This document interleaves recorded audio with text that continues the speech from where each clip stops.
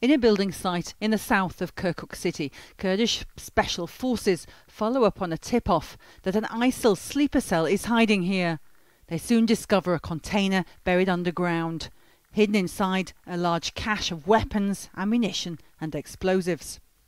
3 men were at the site. They'd reportedly just moved to Kirkuk after fleeing the fighting in their village and had boasted to the officers that they were ISIL.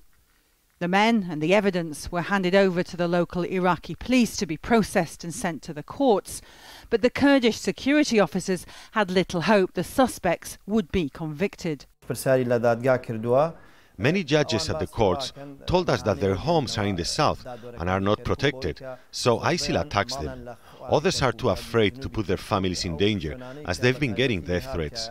We also found that some of the judges are Arab Sunnis and are nationalistic. That's why they released them. The Sunni Arab population in Kirkuk province has increased enormously over the past few months, as over 100,000 have fled the fighting and made Kirkuk their new home.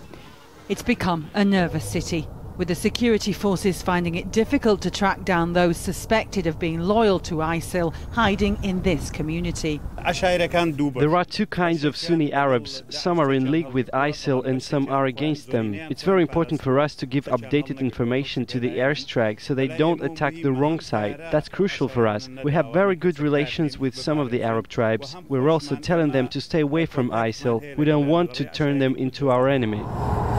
The front line is just 30 kilometres outside of the city. I've been asked to keep my voice down because we are so close to the ISIL position. It's just 50 metres away across the river here. The problem the fighters have of clearing this area is there are 45 Sunni Arab villagers living in these 3 villages across the way, and they don't want to kill the civilians. The civilians are saying we can't force ISIL out of our villages.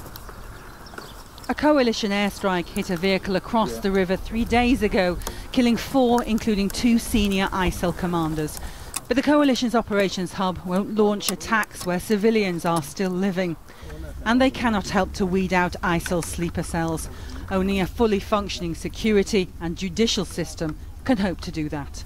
Sue Turton, Al Jazeera, Kirkuk.